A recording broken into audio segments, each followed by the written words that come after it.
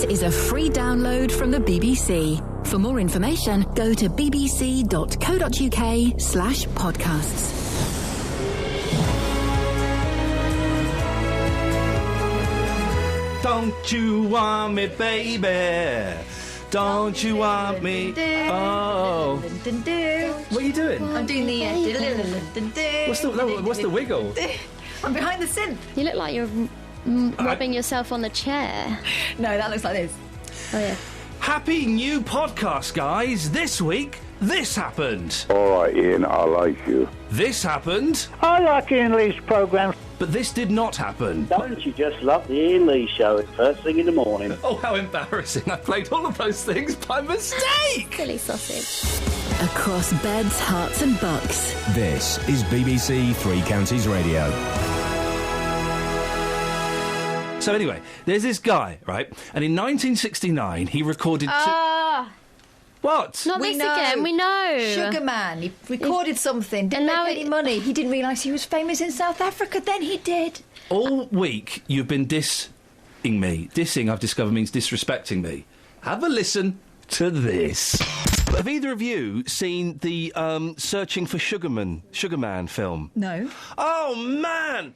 It's a documentary... Oh, not another one of those. No, it's a good one. There's nobody with mental illness in there at all. It's really good. It's about this... have you seen it, Kelly Betts? Sorry, what? Searching for Sugar Man. No. Oh, it's brilliant! It's such a good film. It made me... I was in tears. It's about this guy that recorded 2 albums in 1969 in America. Yeah. He sold no copies of it whatsoever. About 6 copies, OK? But for some bizarre reason... Bless you. Thanks. But for some bizarre reason, he became huge in South Africa. Oh. OK, and he sold, like, hundreds and hundreds of thousands of records in South Africa, but he never knew about it. Then in the mid-90s, this music journalist in South Africa is trying to find out... This guy's called Rodriguez. Trying to find out what happened to Rodriguez, how he died, what happened to him, his life and stuff like this. Is he still telling this? Carry on. Quite long. What? So they never found him? No! They found him! Oh, good. You don't need to watch it now. But they're... So he's just gone back... Pretend I haven't told you that bit. He's become a woman. What's happened? So this journalist is on the phone to a guy that worked with him, and he's going, before I go, just let me know, how did Rodriguez die? He's still alive. You got it. And he was on the phone to him. No, he wasn't. Oh. But then he met up with Rodriguez, took him over to South Africa, where he plays to like 6,000 people. Oh, I bet that was moving. It's Dennis in Dunstable. Hello, Ian. You survived Christmas and the New Year. Happy New Year to you. Happy New Year. I hope all your troubles were little ones at Christmas. Yeah, there were a few bits and pieces. There were mainly children being very, very naughty. Little ones. Yes. Anyway. Dennis, have you seen the film Searching for Sugar Man? I have not. Okay, No. Justin? No, sell it to me. Right, OK, what happens is, right, there's this there's this singer called Rodriguez, OK? Right. He recorded 2 albums in sort of 1969. They didn't sell any copies at all.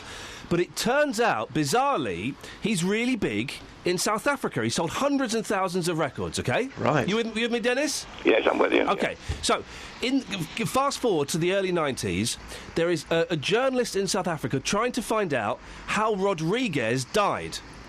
OK? He's on the phone to his record producer, he's talking to him about the record, and at the end he goes, by the way, how did Rodriguez die? Rodriguez? He's not dead. I was talking to him last week. Boom, he's alive. We've got a story we're in. It's a movie. I'm loving it, OK? Yeah. Then what happens... You with me, Dennis? Yes, I'm with you. By bus pass. Yeah, OK. No, forget, we've moved on from the bus passes, Dennis. No, I know, but I'm travelling by with you now. OK, I thought you'd be in a cab. No. Too early for cabs. OK, I've got a feeling you're going to slow this conversation... Carry on, please. Thank you. Get any slower. Catherine, please, you have had your chance. So, what happens is, Justin and Dennis, is he I'm confused. Let me start again. I don't understand why it took a whole film to Shall I find him tell when the you? guy saw him the week before. Surely it's just phone call swap, bang. Well, OK, so... End of film. We're there. So then what happens... He wasn't really doing that much research if he thought that he was dead. The internet didn't exist then? Good point. Yep. Is it black and white? No. Right, Dennis. I've just died. Dennis, just again, Dennis, just recap what I've told you so far so I know you're following me. Yes, they're looking for somebody in South Africa. No, he's not... He's not in South Africa, Dennis. He's American. Oh, God almighty, I've been down there with bus pass. I've got to come back again now. Right, so, Justin. Yes. So then what happens is they then get Rodriguez to agree to play to a series of concerts in South Africa. Right. Right. And he comes over and he plays to... hang on a second, stay there. Alice? Yes? Right, are you with me now? I am. This is Travel Alice, by the way. OK, so do you need me to recap or have you got it so far? No, come on. You're doing well. We get you. Who's snoring? You're doing very well. Is that you snoring, Dennis? No, it is not. I'm Alice, wide are you awake. snoring? It's Wide not awake. me. Do a snore, Alice. Sounded like you. Was that? It was her, wasn't it? How rude. cheeky, How cheeky. rude. Wouldn't have got that from that fellow we used to have. What was his name? Adam Glynn. Oh, yes. Now, so, what... I've got to start again. No! Why? Why did he want to look for him if he only had 2 albums out that no one cared about? No, but They they loved did. him in South Africa. They loved him. Let's talk about Shack Attack. Every single year they release an album in Japan. They're big in Japan. Can't we talk about them? I don't want to talk about Shack Attack. They were great. Nightbirds was a fantastic tune. I'm talking about Rodriguez. 1982, top 10. The thing is, this is what I've I missed. know a Rodriguez. In South Africa, he's bigger than Elvis. Right. Boom, you're hooked. Okay, you it's a should have movie. said that first. It's He's a that movie. big. Why did the journalist think he had died? Because he disappeared. Right, okay. His records were that big. Right. So, right. I haven't got time to do it now. Right, Dennis? Yes? Can I speak to you in a little bit? Yes. Justin, can I come back to you in a little bit and we'll do this properly? Yes, no problem. Alice, you were very, very naughty for snoring there. It definitely wasn't me. Do a snore again. It sounded like you. It really did. Chris is in Farley Hill. Morning, Chris. Good morning, Ian. Is it Ian? Is it Chris? It is. It's Ian then. Well, I'm planning to move to Bedford very soon because my daughter lives in Wootton. Because of the bus shelter? Well, no, I was in Bedford Hospital and the bus station there seemed quite adequate when I was there. Stinks a wee-wee though, doesn't it? The cafes there's not bad. Ever weed in a car park? Pardon? No, me? For me? You? No, not there. No, not necessarily there, but anywhere. Ever weed in any car parks? Well, I did when I was drinking. That's 6 years since I drank. I have done that in silly places.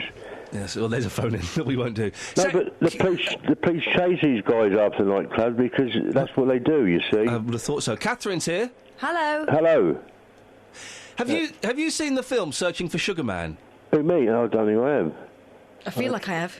I don't think I have. I'll tell you what, when Tracy Island was in, one of mine was there, we couldn't get one for love nor money. Thunderbirds, the movie was on at Christmas, wasn't it?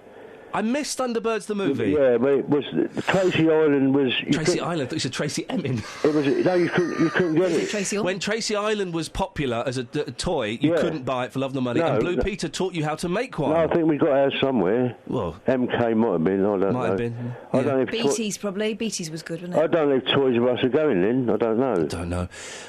Anyway. So, what can I do for you, Chris? Well, I was just saying about bus. See, I can quote amounts. I get low rate DLA. DLA is not means tested. DLA isn't. It's hard to get. Yes. I was on middle rate. They put me down to £19 a week. I was on £200 a month. I've applied for middle rate. I'd be quite prepared to pay some towards the fare. I would. Yes. So I'll go to St Albans and back. That's a big fare. Should we not just make it simple, Chris? We get rid of the free bus passes for old people. Well. Yes or no answer, Chris? Well, yes or no answer, Chris? Let me just say one thing. Is it yes or no? I go to St Albans. I will. Yes or no answer, Chris? Well, you could have a lot of opposition to that one, wouldn't you? Yes. So are you saying yes? No, it should be means tested. Or no? No. There we go, Chris in Farley Hill. Thank you very much. Look, we've got a text, ladies. All morning I've been trying to tell you about this wonderful film I've seen called Sugar Man. Search for Sugar Man, OK? It's about this singer, Rodriguez, OK? And in 1969, he recorded 2 albums. They did sell This them. will be the 3rd time that you've told. Shall we tell you? No, They didn't sell, apart from in South Africa, where they were really popular. And then he rang this guy. disappeared. Yeah. Then he rang. He was researching, looking into him. He rang this guy. And he said, and "Oh was yeah, like, I know him. He's "Oh, not when dead." Did he die? Yeah, he's not dead. Yeah, he's not. And then wow, I saw him bang. last week. He was as big But as they Elvis. I found it funny that the guy just didn't give him the phone number and then end of film. It went on because for- you've not let me get to the end of the film. That's why there's loads more happen. Because you keep going, you won't let me get to the end of the film and tell you what happens. Is it based on a true story? It's a documentary. They are true stories. It's you know it better. It's reality TV. Iniat Khan has texted him. Hello. Hi. emailed him. Hi, Ian. I'm from South Africa. I won't do the accent. I remember listening to the title track of Rodriguez's album, which my older brother Oscar had a vinyl copy of on record. I haven't seen the film, but we'll make a point of doing so this week. He'll enjoy it. Any chance you'll be playing the track Sugar Man before the end of today's show? There is zero chance. I tell you what, I will play... Is it really rude? Well, it's not really rude, but it's all about drugs. Oh. Yeah. Is that the sugar in question? Yes, it is. Well, the Sugar Man is his drug dealer. Oh. With your Coke and Sweet Mary Jane. He keeps going about Coke and Sweet Mary Jane. So we won't be playing That's that. what the Candyman's about, isn't it? No, that's actually about candy. Oh, is it? Have you not seen the film? I'm going to play a Rodriguez track tomorrow. There are a couple that are wonderful that aren't overtly about drugs. Can I ring in sick? No. What is your problem? Oh, because they're not an unsigned little band that play in a toilet in Bedford, so therefore I'm not interested in them. That's a good idea. Oh, for goodness sakes, I will get to the end of the film by the end of the show. I will tell you what happens. Dave's in Bedford. Morning, Dave. Morning, Ian. Have you seen Searching for Sugar Man? No, mate, not yet. You're going to watch it, though, aren't you?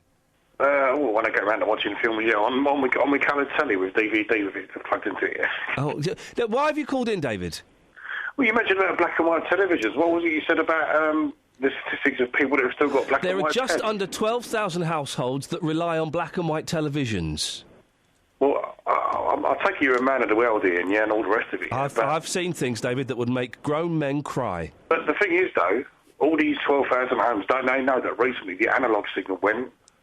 So what's the point of having a black and white television nowadays of any sort if you can't even receive the signal? The analogue signal went last year. I think it was the year before. But you could still plug it into the aerial. No, because you get no signal. No, but the digital TV comes through the aerial, doesn't it? Yeah, but you're talking about black and white televisions that are not digital enough? No, but they've still got the socket at the back, so you can plug the aerial in.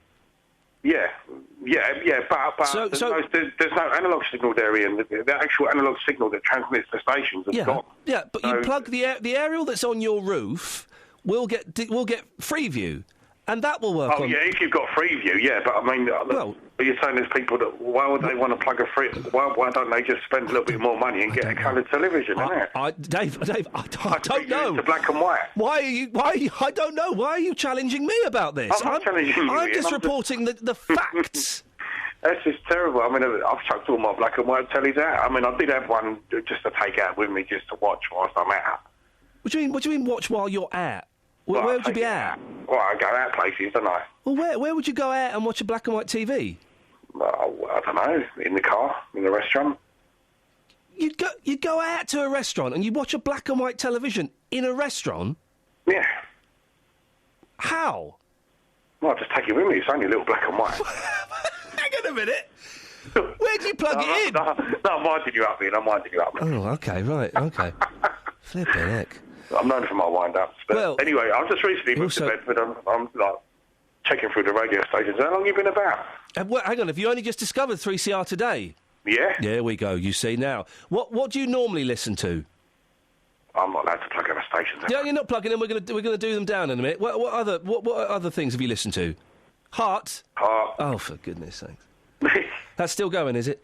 You don't worry about Heart. Stick with us on 3CR between 6 and 9 every weekday. Because I mean, I used to listen to chat shows a lot. Yeah. Back in the day, with people like Caesar the Geezer and that. Caesar the Geezer, flipping heck, yeah. He's on the internet now. Yeah, I know. Oh, you know about it. I know all about Caesar.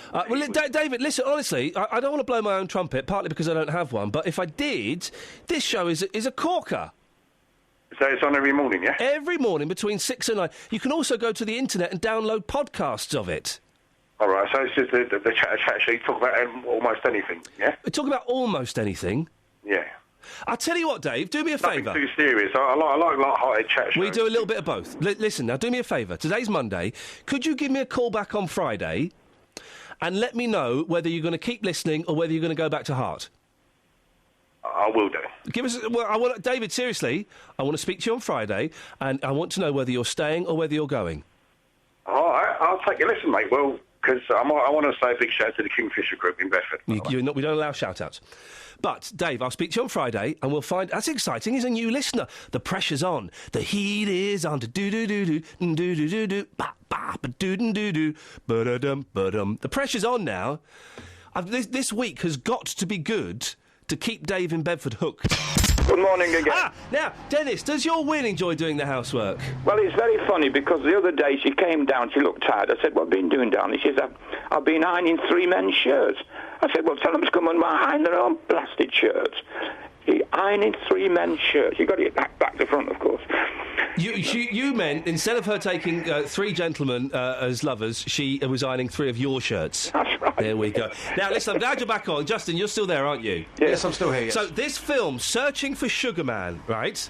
Yes. Now, let me recap. For those who haven't seen it, it's a brilliant documentary. I saw it over Christmas. It's been out for a couple of years. Dennis, do you remember how the story started? More or less, yes. Yes, I've been taking memory tablets. Give us a recap when you remember to take them. Give us a recap for those people who've just tuned in. Well, apparently somebody's been looking for this fella. He sold a lot of records in Africa, apparently. Nobody seems to have heard of him. And then he's just disappeared. And so an African reporter's trying to find out what happened to him. And that's as far as that went. And what's his name? I don't know. I went to sleep about that time. OK. Just, have you been paying attention? Yeah, I've got somebody else with me, but carry on. Yeah, go on. Who have you got with you?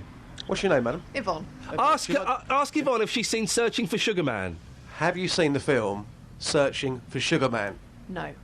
You need to. Put the headphones on so she can hear me. Right, Yvonne.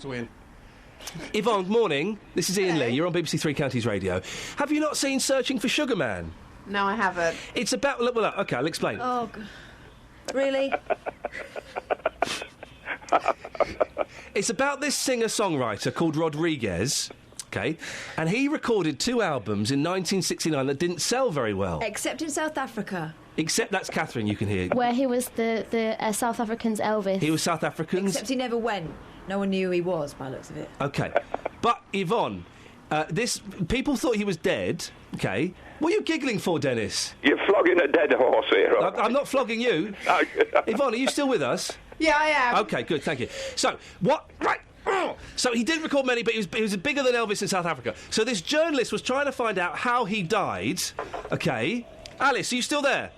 I am here. This is Alice Glossop, the travel lady. Say hello to Yvonne, Alice. Hello, Yvonne. Hello. Right, OK. Now, Alice, pay attention. So, right, let me just recap. So, Rodriguez recorded 2 albums in 1969. They didn't sell very well. Oh, we've done this bit. Do the next bit. No, but I keep forgetting where I am. So he tries to find him. He rings up his old producer. Yes. And he says, so how did Rodriguez die? The producer says, oh, but he's not dead. Yes. Ta-ta! Ta-da! So last week. So they find, Yvonne, they find Rodriguez, OK? OK. And he plays a concert and he's really emotional. Oh! And It then goes to... I've lost my place. There's a singer called Rodriguez. He records 2 albums in 1969. They don't sell very well. They sell very well in South Africa, except he doesn't know that. I've missed that bit. He doesn't know they've sold well in South Africa. Who, Rodriguez doesn't know? He doesn't know. Oh, we didn't know that bit. That's the interesting bit. How doesn't he know? Yvonne, are you still with us? Yeah, I am. OK, Did he not make any money then? Sorry, Yvonne. Do you not think, what's this cheque? He didn't get the checks. Oh. Yvonne, I'm really sorry. Can I... we've run out of time, Yvonne. Can I speak to you tomorrow? We'll try. I'm working.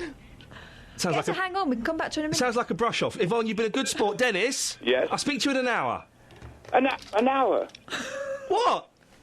I've only just got out of bed, for God's sake. I need to tell you what happens in the film. Oh, good, yeah, I'll be waiting with bated breath. And Alice, well done for not snoring that time. We'll introduce everything by saying, have a listen to this. Why? Because it's just a nice way of getting into it. It's an instruction as well. It's good. It's clear. And after all that, I still don't think I got to explain the whole film. Never mind.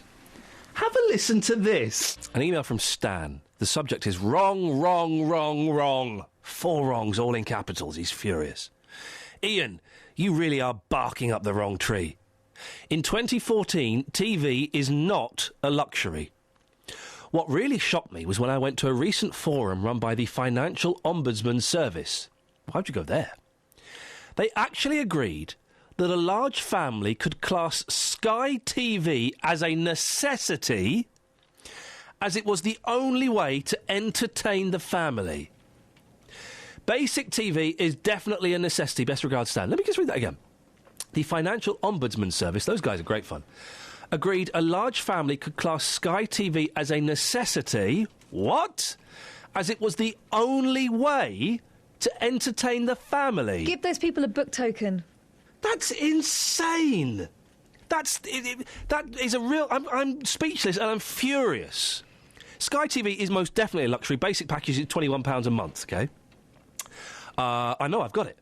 I refuse to pay for any more. It's the only way to entertain a family. Those people shouldn't have kids. Get some books. We've been playing Snap all Christmas. We've been playing Snap. Get Connect 4. Go and play charades. Go out for a walk in the woods. Go into the local shops and go window shopping. There's so many more things you can do. How about you talk to each other? Conversations! It's quite entertaining. What did you do today? What would you like to do tomorrow? What do you want to do in 10 years' time? Should we go out? How about that? Stan, you've got me angry. Sky TV was a necessity as it was the only way to entertain a family. I found a new way to entertain a family this week. Oh, God. Face snap. Oh, OK. What's that? You played that? No, what's that? OK, so you've got 3 basic face snap positions. Yeah. Happy face. Oh. Sad face. Yeah. Funny face. Rock, scissors and paper for the face. It's that, yeah. So you do your hand. OK. So what? Give me the 3 faces. Happy face, sad face, funny face. OK. And who wins? Well, you both win, because the person who shouts snap. OK. Happy face. Sad face, funny face. OK. Whereas we cover your face. 1, 2, 3... No, you did snap, sad I'm face. doing sad face. So, OK, you've got to say snap first, have you? And then you win? Yeah, okay. like you would with snap. All right. Cards. 1, 2, 3... Oh, funny face. Oh, I was doing a smile. I thought I was doing a funny face. No, you're just doing a smile. 1, 2, 3... Oh, sad face. This could go on a bit. Okay, but it takes ages. It's great. Yeah, you can play it in the back of a car. You can play it anywhere. Face snap. We can't do it in the back of a car if you're driving. Well, you wouldn't be in the back of the car, would you? Well, it depends how long I know your you've got arms long are. legs.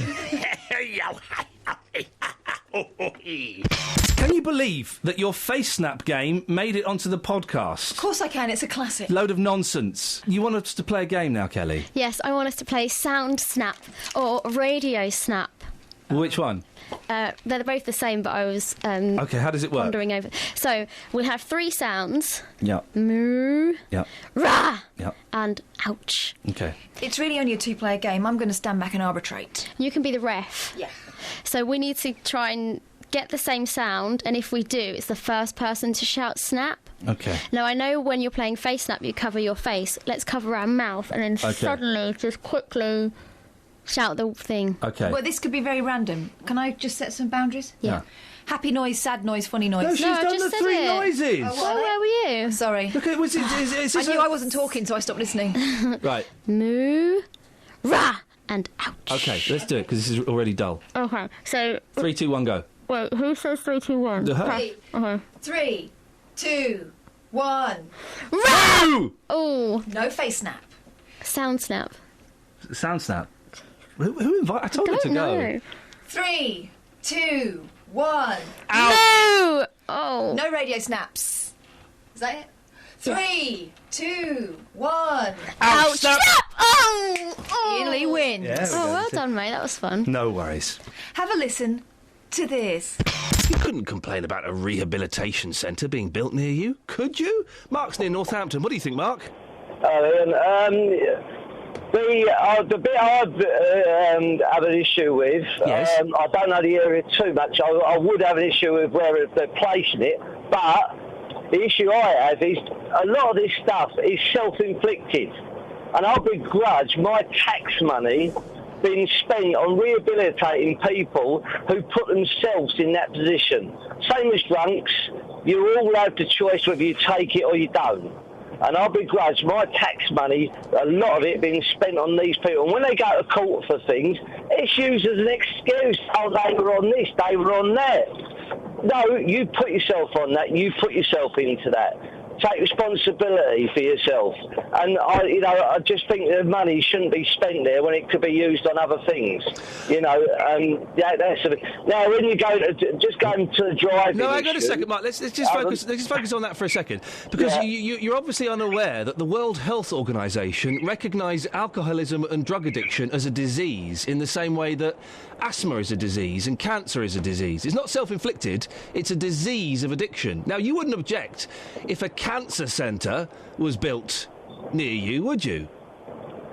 Look, cancer depends on what cancer you're talking about. If you're talking about smoking cancer, again, that's self-inflicted. So you wouldn't... If So hang on a minute, Mark. You're telling me... hold on. No, hang on. I want to clarify what you're saying. I want to clarify what you're saying. You would object if a cancer centre was built near you that focused primarily on lung cancer. You would object to that? Is that cancer from smoking or the other cancer? You would object to a cancer centre? Is it smoking cancer because they pay money in their smoking, when it's a cigarettes, that goes to the health system? And all the others don't, pretty much. You know, drugs, they don't. I'm confused. Nothing. Would you object to a cancer centre or not, Mark? If it's a self-inflicted one, yes. If it's a natural cancer, no. No, don't shame on me. Shame on you. No, why? Shame on... You would object to people with cancer getting treatment? You object to people with a drug addiction getting treatment? If it's smoking cancer... No, fair play. You're right. Actually, you make a good point. Right, if they've got smoking cancer, let them just die. Can I just go to a driving issue? No, you can't, Mark. No, you can't. 08459 455 555. Yeah, he's right. He's got a good point. If they've got smoking cancer, we should just let them ones die, shouldn't we? Yeah, so you got smoking cancer. We got pancreatic cancer. No, in you come, love. Yeah, smoking cancer. I'm sorry, no. Sam's in Luton on the subject of drug rehabilitation. Morning, Sam. Good morning. How are you? Happy New Year to you. Happy New Year, Sam. What would you like to say? Well, I was listening to that last guy speaking there. I don't recall his name. Not that it's very relevant the way he was speaking. Larry. I mean, it's a self-inflicted thing, drugs and alcohol. Totally self-inflicted. I mean, there's so much information available over the last... Sam? We've lost Sam. Can we get Sam back, please? We've lost Sam. I was interested to see where that was going. Well, while we get Sam back, let's speak to Gary in Luton. Morning, Gary. Hi. Gary, what would you like to say? Well, the bloke that was just on Sam, I think he's wrong. Completely wrong. I don't think that people choose to be an addict. You never set out... You never pick up a drink thinking, oh, I'll tell you what I'm going to do. I'm going to destroy my life and everyone around me is with it. Or drugs, for that matter. People take drugs for varying reasons. You know, it could be, from school-age kids just wanting to experiment. But no, I believe that there's around about 10% of us that haven't got an off switch when it comes to taking substances, and we could be taking them for any different reasons. I took mine to change the way I felt about myself and about life in general, and. You know, I suffered with addiction for many, many years, which led me to being in and out of jail from the age of 14 until my mid-30s. But I'm now clean and sober for over 7 years. Okay, how have you got clean and sober? 4 years. Have you got clean? Well, congratulations through AA, through Alcoholics Anonymous. Okay, and why couldn't you just stop? It was just. No matter how much I tried, and I tried over the period of my drinking, I tried to just abstain and stop, but yet there was no control. As soon as I picked up another drink, I was back on it again. I would never be. I've never been able to drink 2 or 3 drinks and then go home. I would always drink, and most alcoholics drink, and most drug addicts. You know, you don't drink just to get drunk. You drink to annihilation. You get high to annihilation. Nobody goes out and just goes. I just want to get level. I don't believe in methadone or parking people on Subutex and stuff like that either. I believe those are drug substitutes, aren't they? They're still drugs, but they're kind of legal substitutes. Yes, I don't believe that they're right either. I think that they're good in the short term as a short-term remedy to getting abstinent, but I think that abstinence is the only way to... Okay, so how did... If you couldn't stop on your own, if you couldn't say, do you know what, I'm not doing this anymore, how did AA... help you stop? It's a spiritual thing. A lot of people are put off of AA because of what they call the God aspect, but I don't look at God as a geezer in a white beard, looking down on me, threatening me. I look at it as a power greater than myself, and by doing my program, by being a better person, and I am a much better person. I think that all of my family and friends would vouch for that. I'm now studying a degree at Bedfordshire University in psychology and criminal behaviour. Gary, stay there for a second, because Sam in Luton is back. Sam, I don't know if you heard what Gary was saying there. He was an alcoholic. He couldn't stop. It wasn't self-inflicted. It was biological. What would you say to him, Sam? Rubbish. Unadulterated rubbish. He knew, obviously, after the first drink, he knew that obviously he had a weakness for it, and also very little resistance to it, so he should have hit it in the head immediately. You know, they can't, oh, I can cope with this, I can cope with this. They all say this. They'll make every excuse in the world. They'll blame everyone for their weaknesses. Gary, it's a weakness. I don't. Yeah, it is. Like, you know, addiction is a massive weakness. It's a massive weakness to the spirit and to your personality. But you can't control it. If you're an addict, you're an addict. What I'm saying, like, you know, that having a theory that sort of like, you know, you should just stop it, just is not very helpful. You know, I think that, you know, we need to be looking at different ways, you know, than sort of like just saying you need to stop it. You need it, like, people need a 12-step recovery program. I believe that people should find help. You know, if you think you've got a problem, you need to find help. I'm not saying that, but these treatment centres, I'm not saying this treatment centre in particular is in a great place. I'm not saying, like, you know, that obviously geography needs to be looked at when you're doing that. Put in a bunch of, I could understand if I was living on a street and they were thinking, or I had children going to a school where they were going to open a treatment centre, I wouldn't be too pleased. But these treatment centres do need to be opened, and there needs to be more of them as well. They're like, Luton is a massive treatment town. I'm fairly new to the fellowship in Luton, but I've met some remarkable people, and I find myself, I find my own story remarkable. I was in jail at 14 for the first time, and then I was in a cycle of offending and addiction for the best part of sort of 25 years. Since I've been clean, I now work voluntary with a social inclusion charity, which I've been doing for the last 2 years. I'm doing a degree in psychology and criminal behaviour, and my total personality has changed. I've never committed an offence again. I will never commit an offence again. Sam the only reason that I'm like that is because I've got a programme of recovery that I live my life. Sam, doesn't Gary's story sound inspiring? That doesn't inspire me in the least. Doesn't sound inspiring. The lad has been in prison from the age of 14 on and off. His life was a mess. He was killing himself. He's been clean and sober for 4 years. He's studying psychology. He's a productive, responsible member of society again. Doesn't inspire you? I don't relate very well to psychology. What I think it is, someone takes up psychology when they've failed at everything else. That's what psychology is. Although I was a failure in that way, I'm a good carpenter and joiner as well. You know, I've chosen this path because, luckily for myself, through doing my voluntary job, I found that I needed to get to myself some new qualifications so that I could become a support worker and help other people like recover from addiction problems. Sam, what do you think should support them? Sam, what do you think should happen to alcoholics and drug users? Well, drug users especially. Alcoholics are not quite as bad. I think drug users, there's so much information. They should be taken out and publicly executed, you know. I mean, there's so much... Yeah, there's so much... You are funny. There's so much information around today. Hang on a second. So, Sam, let me just get this right. You're suggesting that drug users, drug addicts, should be taken out and publicly executed? Well, that would be the proper thing to do with them. I mean, they'll use every excuse in the world. I mean, you take an alcoholic, for instance, when he's sober, oh no, I'm okay now, I'll be able to handle this. 2 hours later, he's pissed out of his head down the street, you know. Okay. He'll blame everybody for his an alcoholic, drug addicts are the same. They'll always find somebody to blame. Let's kill them. Let's kill them, is your idea. Well, I mean, I think they've got to be put in secure places at least. Removed from society because they're a blight on society. OK, Sam, very, very quickly. There was category C there, so I apologise for that slipping out. Gary, you've got 20 seconds. Your reaction to Sam there. Sorry, that man is mad. That man is an imbecile.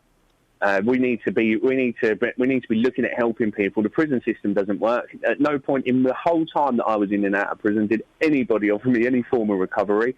I had to find recovery myself. Luckily for me, I didn't need a treatment centre. But I was in a homeless hostel when I found the rooms of AA. Gary, listen, we've got to move on. Congratulations on your sobriety. You keep it in the day and keep on keeping on. Well done. Yeah, all right, cheers, mate. Thank you very much, Gary. And again, apologies. Category C may have slipped out there. You may not have heard it was so rushed, but we apologise. Never our intention to offend with the language on this show. Pam's in Leighton Buzzard. Morning, Pam. Good morning. Pam, what's your story? I'm phoning regarding the drugs and alcoholism, the problems that, it causes. Yeah. And I appreciate that, you don't take them out and shoot them at dawn, the dealers and the sellers and what have you. But the people that need the help, although we want to empathise and help, I have a situation in my family where I have a relatively mature 30-odd-year-old who is alcoholic, and although she hasn't drunk for months now because we don't make it available or money available, at the slightest opportunity she will do it again. Also, she has mental health problems due to smoking too much of the weed and all this sort of thing. The trouble is, although I've had counsellors in for myself and my husband, in for her, I've tried every route possible, nobody will insist on her getting some help because she's over 18, she's an adult, she's free to make her own choices, and she's not making logical choices, obviously, because she's living a reclusive life.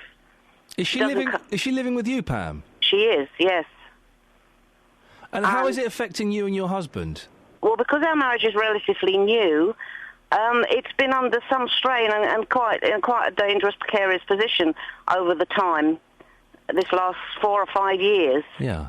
Because of all this. And I've tried everything, believe me. I've had counsellors in for us to be able to cope with it. I've had them in for her. I've been to doctors. I've been everywhere. Pam, why is this person in living in your house? Do they have a legal right to the house or anything? They do have a legal right to the house. It's my husband's daughter. She has a share in the house, of which she hasn't paid for the last 4 or 5 years. So we're covering all costs for her. Can I put forward a suggestion? You could. You can. Okay. Tell her she has to go. Tell her that she has to go. She hasn't been contributing financially. Tell her, and be very honest and be very open and be very loving, but point out to her the situation, the effect it's having on your relationship with your husband, that it's tearing you apart, and that while you love her and while you wish the best for her and while you'll be there for her, she has to leave the house and get on with her own life. She has to discover, Pam, I would suggest, where she's going wrong. And by being in the house and being looked after and being paid for, she won't discover that. She'll just keep believing that she can get away with her behaviour. This is absolutely my stance on the whole situation. Her father isn't feeling the same way.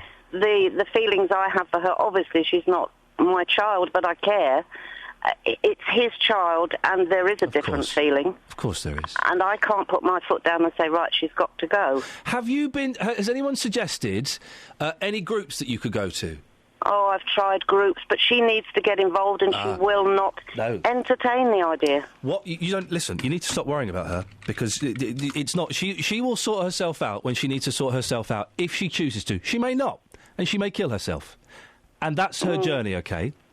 But you need to work on what you can work on. Have you heard of an organisation called Al-Anon?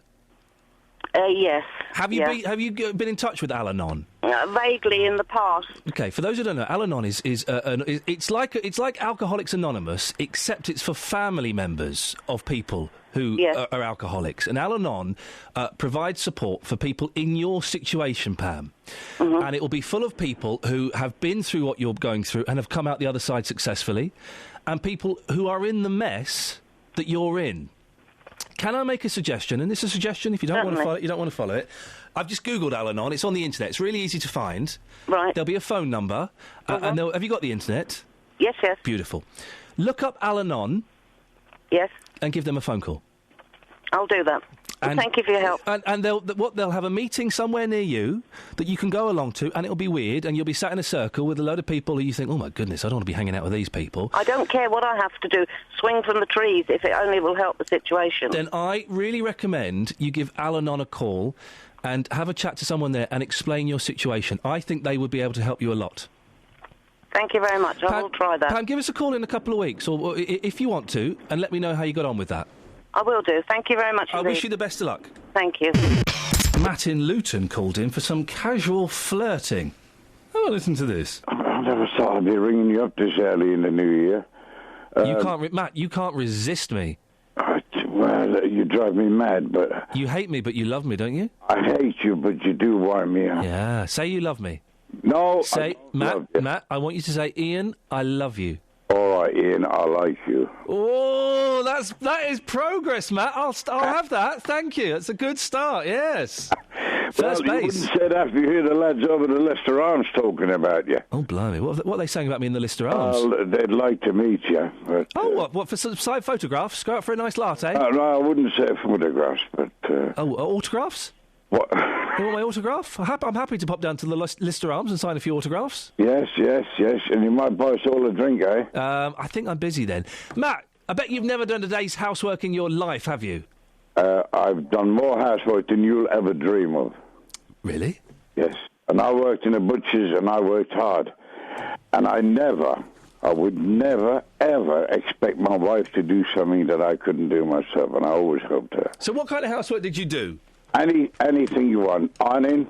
Yeah. Even sewing buttons on my shirt. You can do the sewing. I can't do the sewing. Well, you've got a lot to learn, baby. Mary? Baby. Oh, babe. Have you... Matt, listen, are we flirting this morning? Hey? Are we flirting this morning? No, we're not flirting. I'm just telling you, everybody's equal. A woman, a God-given right, a woman should be treated properly, and a man should help as much as he can. I like talking to Matt. He made me feel all warm and fuzzy inside. I'd love to meet him and have him wrap his strong arms around me. Why did you write this? Why did you just read it? It's Anchorman. I watched that again this week. Did you? Still not funny. No. Have a listen to this. Peter, can you do me a favour? Yeah. I have been asked by my boss Yeah. to collect spontaneous displays of affection from my listeners directed at me. Now, I don't know if you know Matt. Matt calls in. He's a grumpy old so-and-so, but earlier on he spontaneously said this. All right, Ian, I like you. So, Peter, could you do me a favour? Could you say, this is Peter in Walmer Green, and I love Iain Lee? Oh, I can't say that. I can't say that. Could you? I really think you got to develop your charisma. I can't say that. Okay. How about this is Peter in Walmer Green, and I really like Iain Lee. I like Iain Lee's programmes from time to time. Okay. How about that? That's not bad. Cut off the time to time bit. And one final thing, could you say, Iain Lee gets me up in the morning? Oh, no, definitely not. You couldn't say that for me? No, definitely not. Why not? Because you don't. Oh, what gets you up in the morning? Oh, sometimes 5 Live. Right, now, Justin. Yes. Yesterday was an amazing show for many reasons. Laughter, tears, wonderful things. But also, we got some real spontaneous displays of affection that you wrung out of people from the listeners. Yeah. Matt phoned up. Matt is a very, very miserable old so-and-so. But yesterday, spontaneously... All right, Ian, I like you. Yeah, you go, you see. Yeah. That's actually a proposal from Matt. Peter in Walmer Green. Oh, my goodness gracious me. He hates me. He's hated me until yesterday. I like Iain Lee's programme. And then some fella said this. Don't you just love the Iain Lee show first thing in the morning? There we go, I don't know who that was. Sincere, doesn't it? Exactly. So, Justin, you very bravely and very kindly, and thank you for this, because I could not have asked, you volunteered to go out in the streets to just see what the man, stroke woman, on the street thought of the show. And I believe you've got a package, as we call it in radio, of spontaneous comps. Absolutely. You wanted some sound bites for 2014, listeners saying how wonderful you are, massaging your ego. Yep. Well, Ian, I did take this one to the streets. Are you prepared for this? Oh, I'm ready. Here's what happened. I like the garage music he plays. Those tunes are so banging. You sure you got the right show? Yeah. Iain Lee. What do you think about Iain Lee, madam? I like this standing guy. What's his name? Justin Dealey. Oh, that's me. Is that you? Yeah, nice to meet you. Thank you. Clive, you're a fan of Iain Lee. I found a fan. Say something nice about Iain Lee. Come on. Sir, you're doing a good job. Just you cover a broad range of subjects. You're to the point. You don't faff around, and that's what I like. Straightforwardness. End of. Come on then, John. Iain Lee. I preferred him when he was on Emmerdale. It's a good point, actually. Yeah, I didn't think of that. Thank you very much. OK, cheers. Do you want to sign my petition to extend Wally Webb? I've already signed it, haven't I? Morning, sir. How are you today? You well? Yeah, I'm good, thank you. What's your name? Mahantesh. I see you've got your headphones in there. You must be listening to Iain Lee. No, sorry. I'm just listening to some Bollywood songs. Oh, right, OK. Tomorrow, would you maybe swap Bollywood for Iain Lee? Yeah. Iain Lee is very good. He's the Doctor Who loving Pratt, isn't he? Yeah, he is actually. He is. I'll pass that on, thank you. Okay. You're telling me, madam, Iain Lee doesn't wake you up in the morning. Well, who does then? God wakes me up. No, not Ian. God. G-O-D. Wakes me up every morning. What radio station's he on? Everywhere. That's the thing. It's reachable everywhere. On all frequencies? All the time. Everywhere. Would you maybe swap tomorrow morning? Would you maybe swap God for Iain Lee? No, I wouldn't. Because even Iain Lee himself, he's not untouchable because God created him. So God gives him the strength to do what he does. Yeah, but Iain Lee thinks he's God anyway. No, he's not. Deep inside his heart, he knows he could be a weeping giant. He begs for God to give him strength and everything and courage and everything and the grace to keep on doing the things that he does. I think weeping giant is a compliment, isn't it? Yes, you know. You know, Iain, OK? You know. All right? It wasn't quite what I was expecting. A few comps in there for you. You know, people saying that you're good, people saying that they like you, people saying that you, you don't beat around the bush, you stick to the point. Clive liked you. That guy was right, though. He's not as good as Bollywood, is he? No, he's not, no. But maybe today he won't be listening to Bollywood. He'll be listening to you right now doing your paper review. There's a petition to get Wally Webb's show extended, is there? Yeah, to 9 o'clock, yeah. How many signatures are on there? The last count yesterday was 2,300, and that was in a day. Did you tell some of those people what to say? No. A bit like you yesterday, those people, totally spontaneous. What are you saying?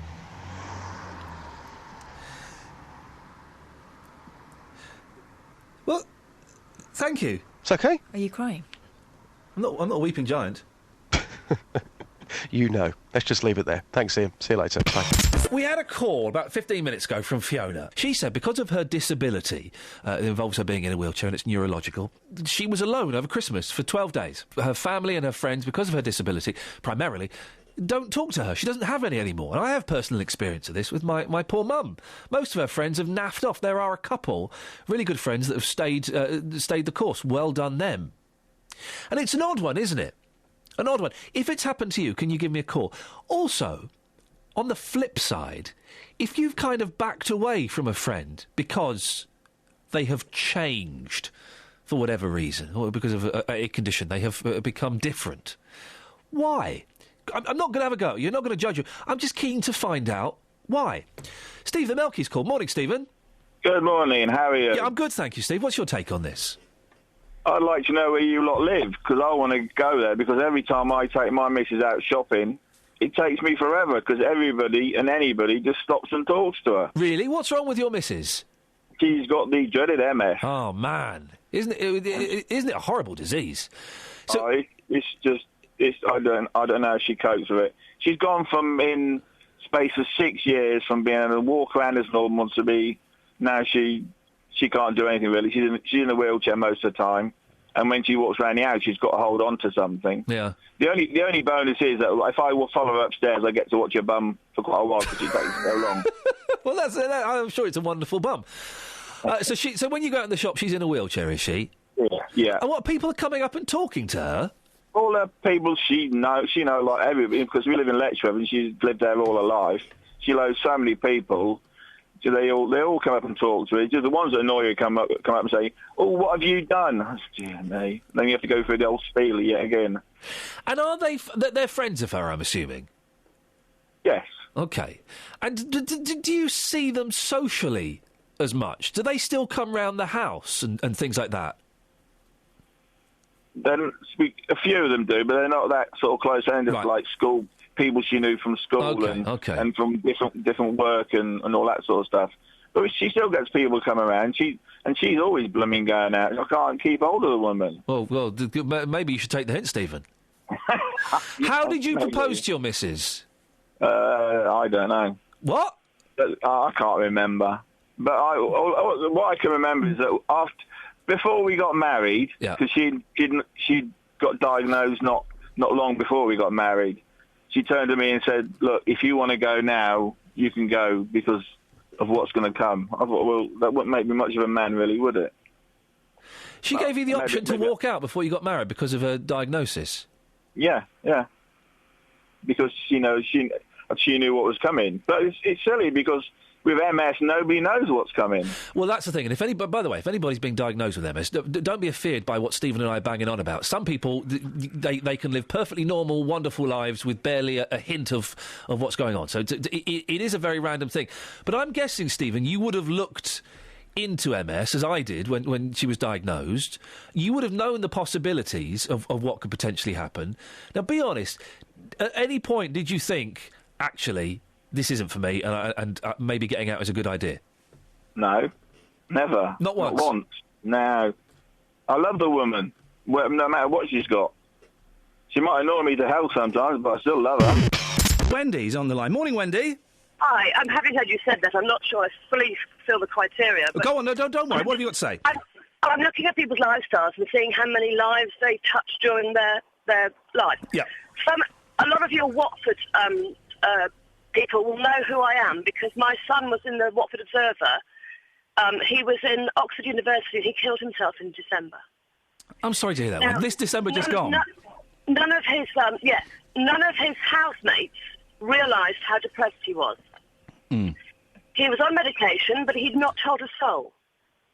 Then I look at myself, and when this happened, I had 9 meals arrive in my house in 2 days from local community friends.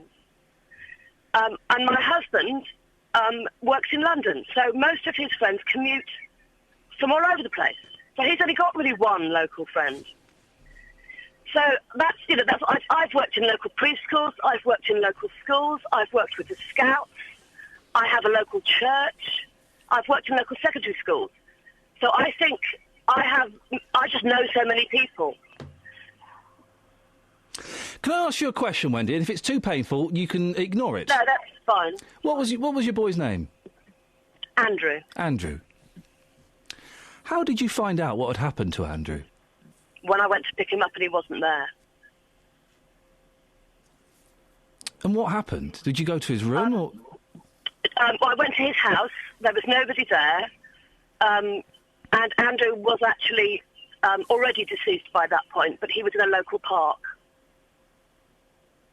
When did you find out exactly what had happened? We managed to piece it together. It took us about a week to piece together what had happened. Obviously, the police were involved. And as a mum, I've got 2 boys. I mean, my boys are kids at the moment, but as a mum, how does that make you feel? Like I never want to let my other 2 boys out of my sight again. Hmm. But also, how can his friends not have noticed? So would you say that you and if I'm using the wrong words, and tell me, would you say that you're angry with his friends? No. I think more the college. But not with his friends, no. I think that they were young. They're 19, 20 years old. They haven't noticed he was spending a lot of time in his room and not coming downstairs to the living room. He just got a coffee, went up to his room all night. I think the warning out there is to people, we're not talking about the people who are isolated, I'm talking to their friends. If you haven't seen somebody for a couple of days, give them a ring, pop in. Ask them if they're all right and try and read their faces. How old are your other kids, Wendy? 17 and 15. I can't even begin to imagine what they're going through. Well, it's not an easy thing for a family to deal with, but the biggest tragedy with this is that people did not notice. Mm. And he didn't tell them. So your friends might say, I'm fine, but if you know them well enough, I would hope that you'd know they weren't. Wendy, I'm really sorry for your loss, and I appreciate your call, and I wish you the best of luck for the future. Well, can I challenge all of your listeners, if there's somebody they know well they haven't seen for a week, give them a ring today. That's it, that's your lot. Thanks for listening and downloading. Ow. Hey, do you want a quick game of the morning game? Yeah. Yes. Okay, Can I right. play this one? Okay. I'm going to win. Whoever can say the morning for the longest. Okay. Which? Do we hover over or ing? It's ing. Okay. Is the vowel on it. I know you're going at once. So it's 3, 2, 1, go. Okay.